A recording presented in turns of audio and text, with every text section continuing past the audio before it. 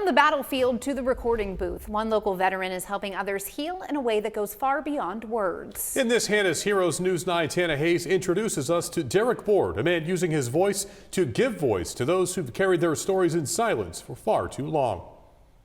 Derik spent 7 years deployed in Afghanistan with the Air National Guard. After serving his country, went to college, earning degrees in music and business. He began working with veterans in multiple roles, from providing readjustment support at local vet centers to helping them access benefits as a service officer. Along the way, he noticed a common thread: trauma, isolation, and the need to be heard. By taking all the things that I had heard from these interviews that I was doing as a service officer, and then taking my background in music, I was able to put them together and memorialize these guys' services and put it in a way that someone who hasn't served can understand better without having to hear the blood and the gut stories. You know, they can tell me all the dark, and then I can paint a better picture metaphorically for the listener to go, oh, I get it now, I understand. That realization sparked Commemorate Through Chords, a nonprofit founded by that transforms real-life stories of veterans into personalized songs. He meets with veterans either in person, on the phone, or over Zoom, and listens. He asks where they served, what their rank was, and what they did.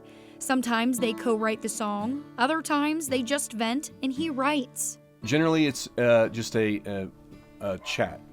Just a BS session. Let's just talk to get to know each other. And then if something organically happens within that conversation, I'll grab the pen and paper. I'll say that again, or that's a really good idea, and start writing it.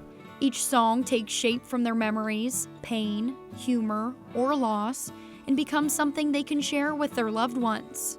Everybody listens to music. If I'm able to memorialize that veteran service in a song form, it can be played over and over and over and over again and enjoyed over and over again. And then again, if Papaw does it, he can pass it on to his grandkids and keep that going. Since 2023, has written 11 original songs.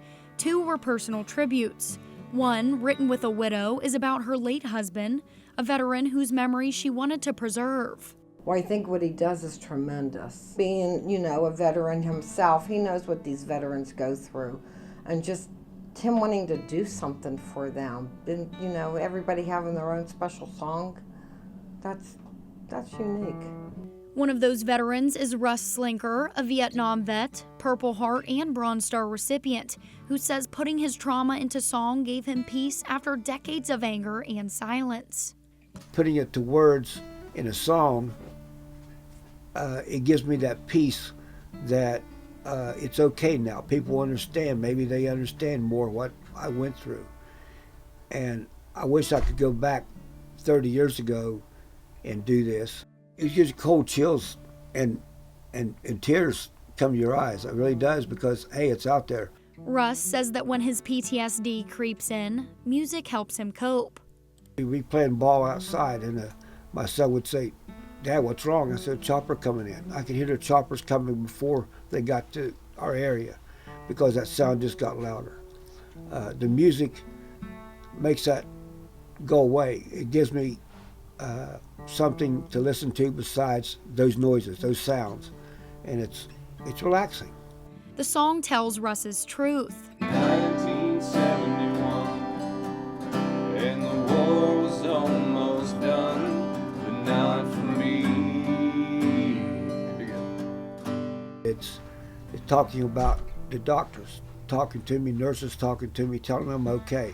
God talking to me, telling me that you're okay, you're going home, and everything's going to be fine.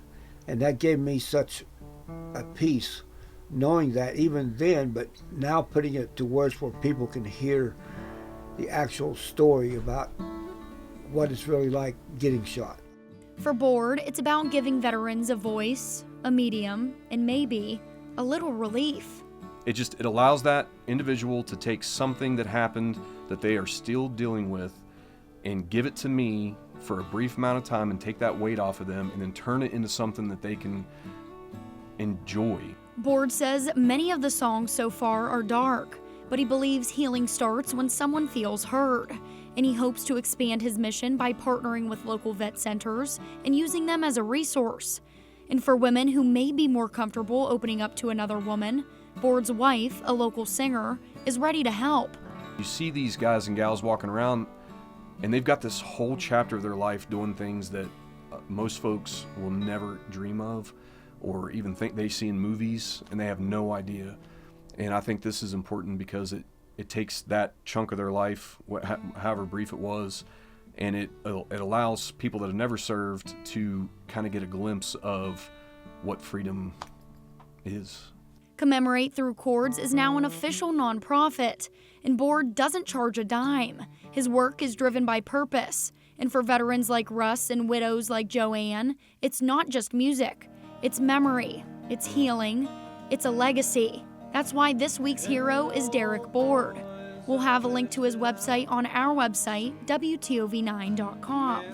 Reporting for Hannah's Heroes, I'm Hannah Hayes.